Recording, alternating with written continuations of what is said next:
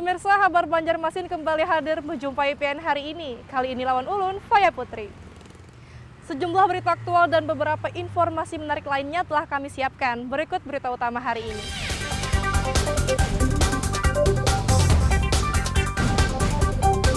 Tiga dari 5 orang komplotan perampok bersenjata api ditangkap polisi, sementara 2 lainnya masih buron.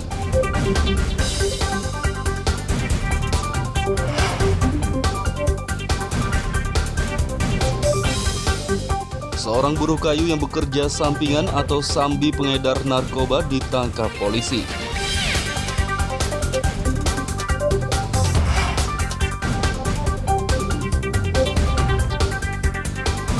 Kasus tewasnya balita 4 tahun yang diduga dianiaya ibu tirinya bakal disidangkan.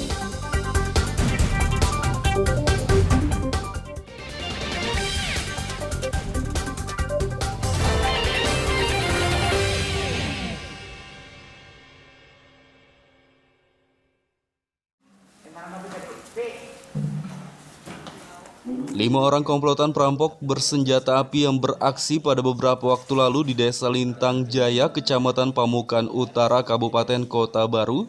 3 diantaranya berhasil ditangkap polisi, sementara 2 orang lainnya masih buron.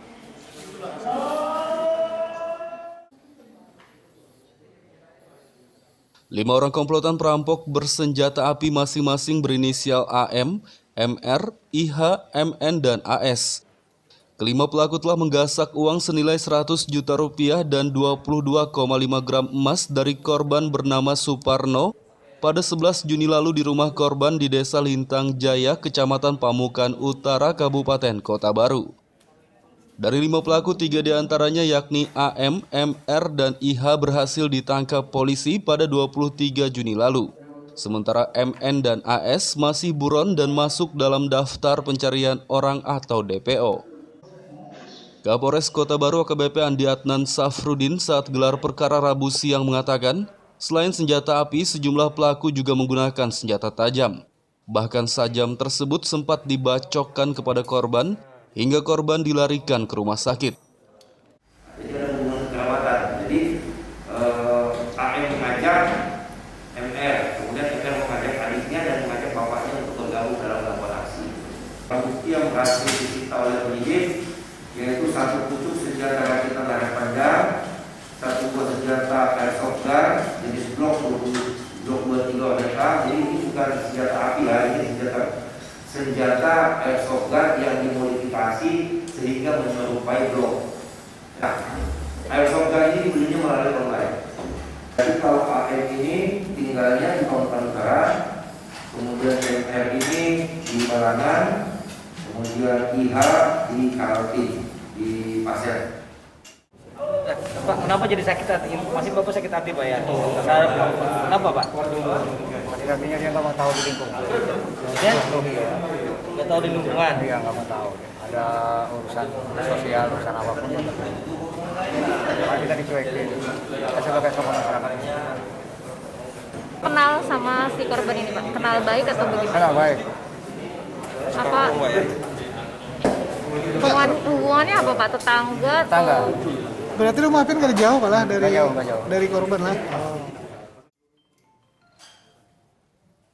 Para pelaku rampok bersenjata api tersebut akan dikenai pasal 365 ayat 4 KUHP tentang pencurian dengan kekerasan dengan ancaman maksimal 20 tahun kurungan penjara. Dari Kabupaten Kota Baru, Muhammad Lutfi Darlan dan Fauji Rahman melaporkan.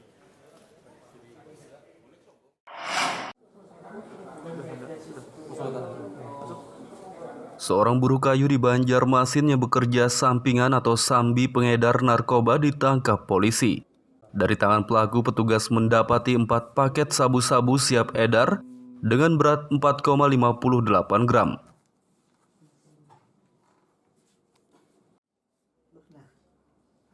Inilah AR, buruh kayu yang sambi mengedarkan narkoba. Pria berusia 48 tahun ini ditangkap polisi pada Minggu lalu di kawasan Stoyo S, Gang Purnawirawan, Banjarmasin Barat. Dari tangan pelaku, polisi mendapati 4 paket narkoba jenis sabu-sabu siap edar dengan berat total 4,58 gram. Saat gelar perkara di Mapolsekta Banjarmasin Barat pada Rabu sore, pelaku mengaku tergiur mengedarkan narkoba karena mendapat keuntungan besar, yakni Rp1 juta untuk 5 paket sabu-sabu yang terjual. Upahnya aja Pak, upahnya 1 juta Pak, Satu paket. kantong, tapi kan sampai 1 kantong kemarin. Kalau satu kantong, pemakai apa dah? Pahanya. Makai juga. Makai. Keuntungan makai. Jadi bisa berhubungan jualan itu kayak gimana? Sama teman. Oh, sama teman lah. Kenapa tergiur mengedarkan narkoba nih? Pas bini Pak keluar pas beda operasi malam tuh. Kebutuhan ekonomi juga lah. Ya berarti ini duitnya gesan mano bini. Sewa rumah, karena sewa rumah aja kalau ada. setelah digeledah badannya ditemukanlah 1 paket sabu-sabu. 1 paket dulu ditemukan di badan. Di mana kan? Di kantong apa? Kantong Di tangan. Oh, di tangan. Di kantong. Kantongnya. Ditemukan 1 paket dulu sabu-sabu. Nah, setelah kita temukan 1 paket, kemudian kita lakukan penggeledahan terhadap rumah diduga pelaku. Setelah kita geledah, kemudian di dapurnya kita temukanlah sabu-sabu seberat ada yang 0,06, ada 0,91, ada yang 2,8. Jadi total berat kotornya sekitar 4,5. Pelaku akan dikenai pasal 112 ayat 1 Undang-Undang Nomor 35 Tahun 2009 tentang narkotika dengan ancaman minimal 4 tahun penjara. Dari Banjarmasin, Muhammad Lutfi Darlan dan Ahmad Fauzi melaporkan.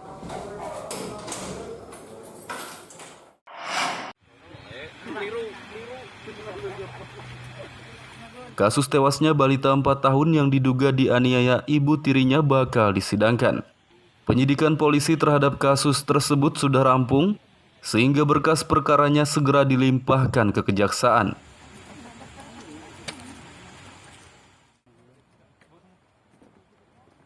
Kasat Reskrim Polresta Banjarmasin Kompol Alfiantri Permadi mengatakan, penyelidikan terhadap kasus tewasnya balita 4 tahun berinisial NMA yang diduga dianiaya ibu tirinya, berkasnya telah lengkap.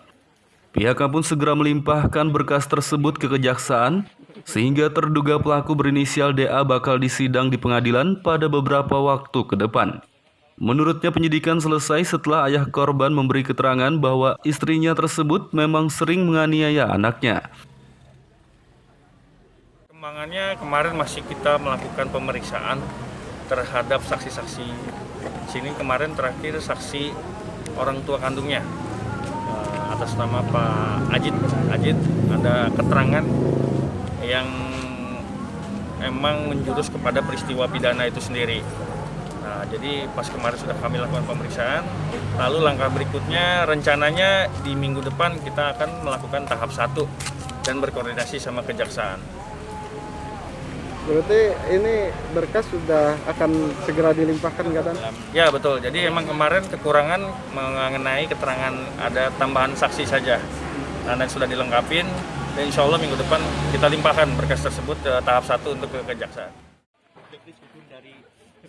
Balita NMA tewas pada Mei lalu. Kematian korban yang dinilai tidak wajar membuat pihak keluarga curiga dan melapor kepada polisi. Meski sudah dimakamkan, polisi melakukan autopsi terhadap jasad balita 4 tahun tersebut. Dan hasilnya korban mengalami luka fisik akibat hantaman benda tumpul yang diduga dilakukan oleh ibu tirinya. Dari Banjarmasin, Muhammad Lutfi Darlan dan Hafiz Arahman melaporkan.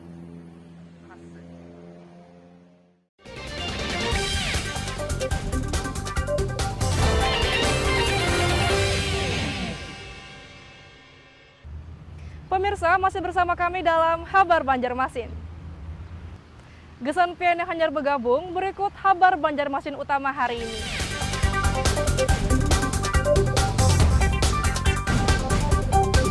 3 dari 5 orang komplotan perampok bersenjata api ditangkap polisi, sementara 2 lainnya masih buron.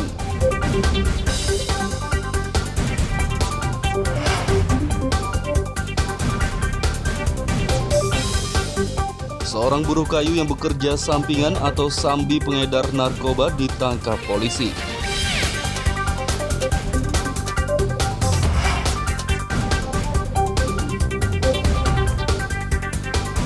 Kasus tewasnya balita 4 tahun yang diduga dianiaya ibu tirinya bakal disidangkan.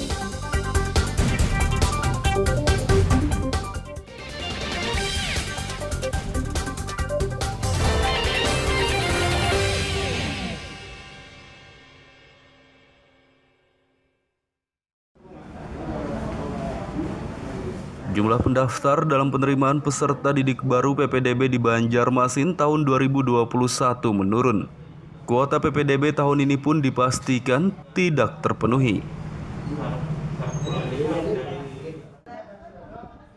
Kepala Dinas Pendidikan Banjarmasin Totok Agus Daryanto saat ditemui Rabu siang kemarin mengatakan, jumlah pendaftar pada PPDB di tahun ini menurun dibandingkan tahun-tahun sebelumnya.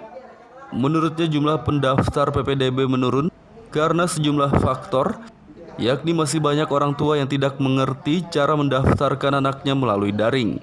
Selain itu juga disebabkan banyak orang tua yang memilih mendaftarkan anaknya di sekolah keagamaan seperti pondok pesantren maupun sekolah swasta. Jadi gini, temuannya yang pertama, ada orang tua memang yang tadi tidak familiar dengan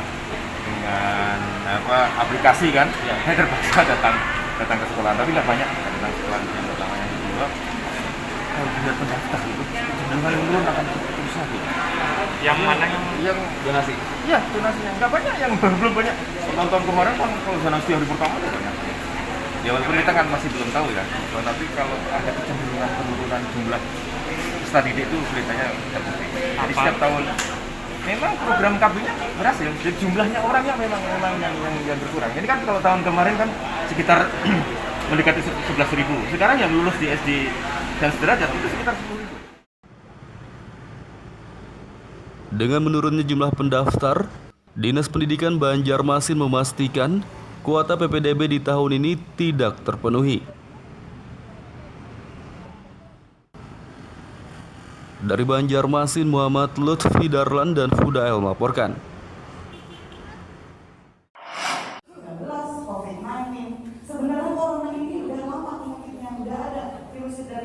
Pencegahan COVID-19 di Kabupaten Banjar dan Kota Banjarbaru semakin ditingkatkan, yakni dengan lebih mendisiplinkan lagi masyarakat menerapkan protokol kesehatan. Tolong Bu Dokter jelaskan satu lagi. Untuk lebih mendisiplinkan masyarakat menerapkan protokol kesehatan, Kodim 1006 Martapura menghadirkan seluruh kepala desa, ketua RW hingga ketua RT dari Kabupaten Banjar dan Kota Banjarbaru dalam kegiatan komunikasi sosial atau Komsos yang digelar di Makodim setempat pada Rabu pagi. Melalui aparat pemerintah yang paling dekat dengan masyarakat tersebutlah pencegahan COVID-19 ditingkatkan. Mereka akan menyampaikan langsung kepada masyarakat untuk lebih disiplin menerapkan protokol kesehatan seperti memakai masker, mencuci tangan, dan menjaga jarak. Selain itu, masyarakat juga akan diimbau mengikuti vaksinasi COVID-19 untuk meningkatkan imunitas tubuh. Menurut Dandim 1006 Martapura Letkol Infantri Imam Muhtarom, kasus COVID-19 kembali bertambah di sejumlah daerah di tanah air. Untuk itulah masyarakat di Kabupaten Banjar dan Kota Banjarbaru harus meningkatkan kedisiplinan menerapkan protokol kesehatan agar tidak terjadi lagi lonjakan kasus COVID-19 di dua daerah tersebut. Karena kita lihat sendiri wilayah lain mulai bertambah, jadi kita harus tingkatkan lebih, kemudian sosialisasi kepada masyarakat juga terkait dengan serbuan vaksinasi kepada masyarakat yang dilaksanakan secara gratis, kemudian rutin setiap hari, jadi target bisa tercapai dengan baik. Kalau kondisi daerah sendiri gimana Pak antara Kabupaten Banjar dan Banjarbaru Pak mengenai COVID nih Pak? Kalau kondisi daerah alhamdulillah sekarang kan zonanya kuning lah gitu. Tapi bukan berarti kita terlena, tidak waspada sehingga COVID ini malah lebih parah lagi. Kami tidak berharap ini akan bertambah lagi. Sebisa mungkin kita tekan, bahkan menjadi nol. Yang sudah divaksin, apakah tidak bisa? Misalnya ada yang kena COVID, lalu yang bervaksin ini yang melayani, yang merawat, yang mencucikan, gitu Pak. Itu pertanyaannya. Terus jawaban dokter apa? Mengena atau gimana Pak? Jawabannya, alhamdulillah menurut saya sudah kena. Yang pertama khususnya. Terus yang kedua itu masih bagi saya belum ketemu gitu ya. Karena kenapa belum ketemu? Karena bilang ibu tadi kalau misalnya itu kena COVID, maka itu sesuai dengan arahan kesehatan. Jadi artinya tidak bisa begitu dicucikan yang secara hukum yang mungkin yang dianut lah, yang dipahami. Selain lebih disiplin menerapkan protokol kesehatan, masyarakat juga diimbau mengikuti vaksinasi COVID-19 gratis yang digelar setiap hari di pusat layanan kesehatan dan tempat penyelenggaraan vaksinasi COVID-19 umum lainnya. Dari Kabupaten Banjar, Muhammad Lutfi Darlan dan Fahmi melaporkan. Ini tadi sudah dibahas, kemudian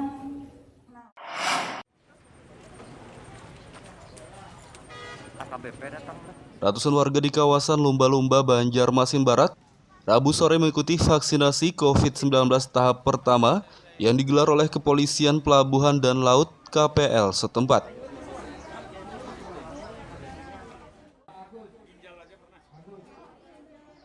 Untuk mendukung program 1 juta vaksin COVID-19 yang dicanangkan oleh Presiden Jokowi, Kepolisian Kawasan Pelabuhan KPL di kawasan Banjarmasin Barat menggelar vaksinasi COVID-19. Kegiatan vaksinasi COVID-19 yang digelar dengan penerapan protokol kesehatan ketat ini diikuti ratusan warga sekitar dan juga sejumlah pekerja pelabuhan. Kapolsek KPL AKP Ariansah mengatakan dalam penyelenggaraan vaksinasi COVID-19 ini, pihaknya lebih memprioritaskan pemberian vaksin kepada warga lanjut usia lansia.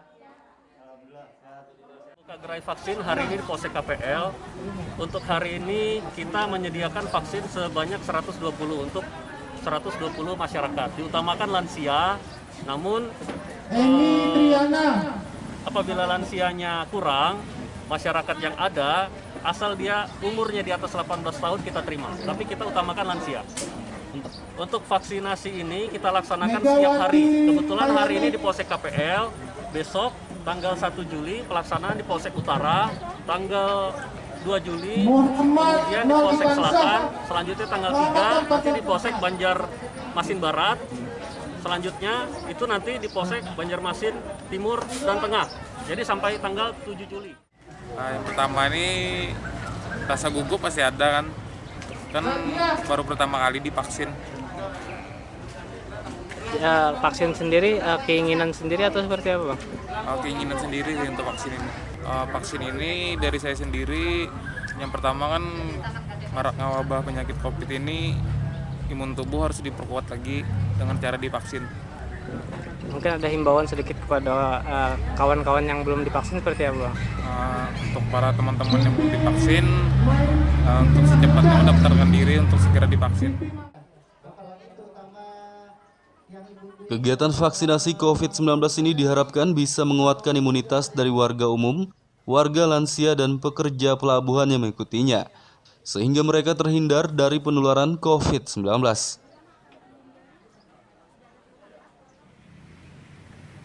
Dari Banjarmasin, Muhammad Lutfi Darlan dan Hafiz Arahman melaporkan.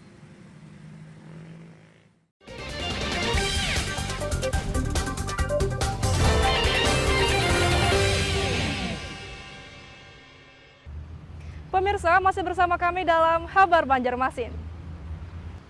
Gesan pian yang hanyar bergabung, berikut Kabar Banjarmasin utama hari ini.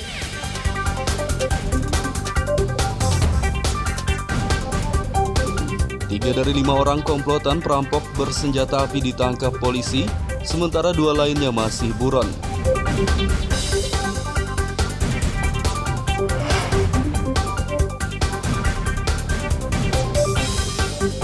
Seorang buruh kayu yang bekerja sampingan atau sambi pengedar narkoba ditangkap polisi.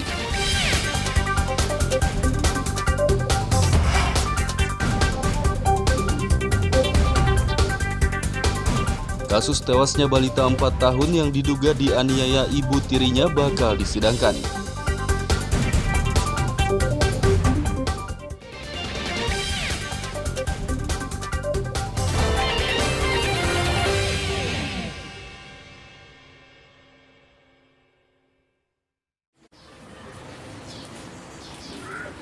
Untuk mencegah lonjakan penduduk di Kabupaten Tapin, pemerintah setempat memberikan pelayanan pemasangan akseptor bagi keluarga berencana di Rumah Sakit Umum Daerah RSUD Datu Sanggul Rantau.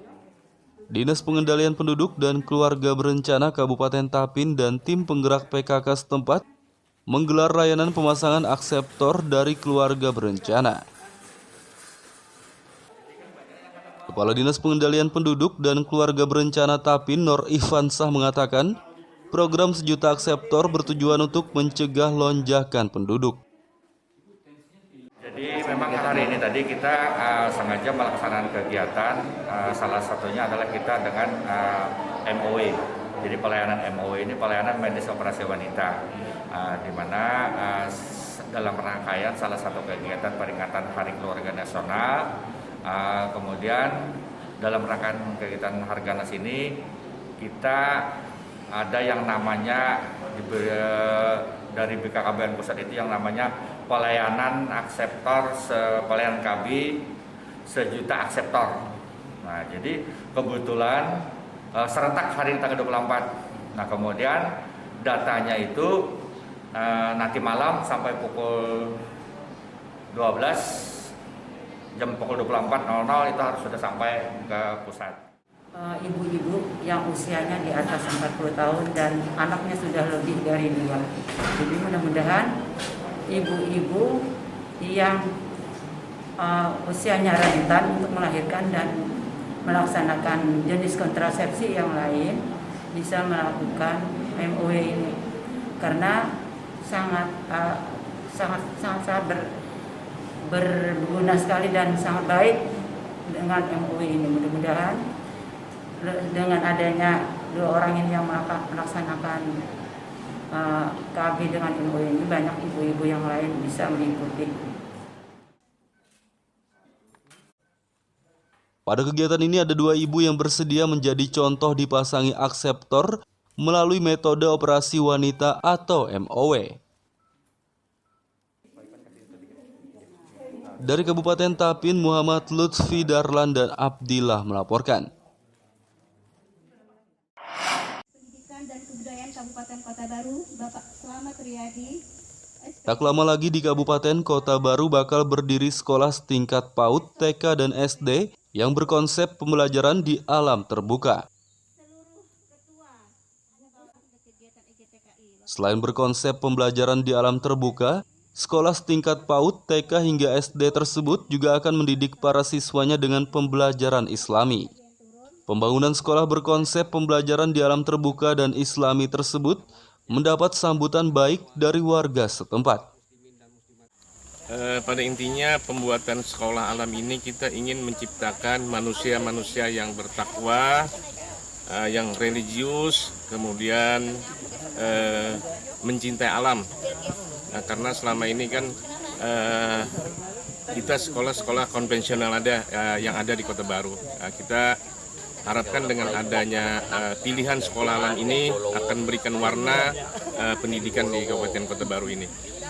Saya pribadi Lumdana ini mudah-mudahan ada saudara-saudara kita, terutama dari pemerintah Kabupaten Kota Baru tadi kan mudah-mudahan itu bisa kita realisasikan bantuan-bantuan itu. Saya juga berterima kasih kepada Bapak Kepala Dinas Pendidikan dan Kebudayaan. Tidak belajar di dalam ruangan kelas seperti sekolah-sekolah pada biasanya, tetapi di lingkungan yang masih alami yang indah seperti ini dan di ruang terbuka. Ini sangat luar biasa karena ini baru pertama kali adanya di Kota Baru. Dan yang berikutnya juga dengan seperti itu anak-anak para peserta didik akan lebih mengenal dan lebih mengerti tentang alam dan bagaimana nanti ke depan dia juga akan melestarikan alam, tidak merusak dan sebagainya, itu salah satunya. Sangat mengapresiasi karena ini sebuah bentuk sekolah model alam yang ini pertama-tama di Kota Baru mungkin ini. Di Kota Baru artinya menjadi sebuah contoh lah yang mungkin akan datang bahwa model sekolah alam sangat menjanjikan, mungkin akan mendukung terhadap kelestarian alam. 40 anak di Kelurahan Baharu Selatan telah didaftarkan oleh orang tua mereka. Dari Kabupaten Kota Baru, Muhammad Lutfi Darlan dan Fauji Rahman melaporkan. Tahun ini clear untuk jembatan untuk pengadaan. Pembangunan jembatan HKSN di kawasan Kuin Cerucuk, Banjarmasin Utara yang sempat tertunda pada akhir tahun 2020 lalu bakal dilanjutkan.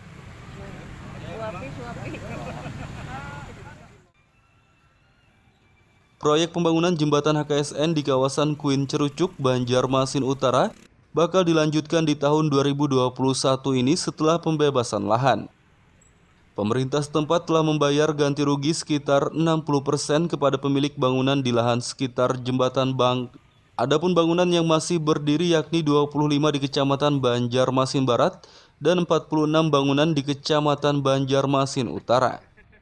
Itu sudah beres masalahnya. Cuma yang di Kuin Cerucuk fisiknya selesai di tahun ini, yang di sebelah kanan di Kuin Utara belum perubahan. Itu fisiknya. Tapi kalau untuk deal pembebasan lahannya sudah clear, sudah dibayar 60%. Sisanya baru menunggu di perubahan.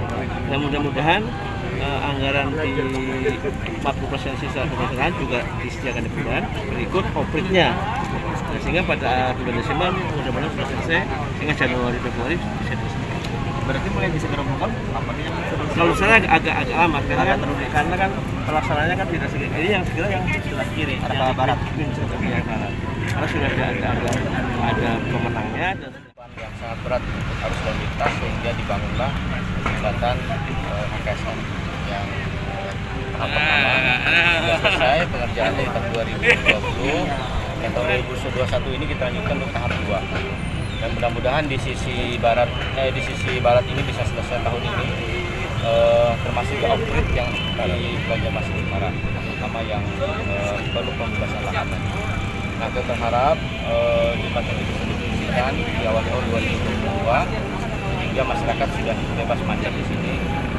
Dan kawasan ini juga adalah kawasan cagar budaya sebetulnya, karena di sisi kanan ini ada makam Sultan Suryasa. Dana yang diperlukan untuk membangun jembatan HKSN sekitar 22 miliar rupiah. Sedangkan dana pembebasan lahan 33 miliar rupiah.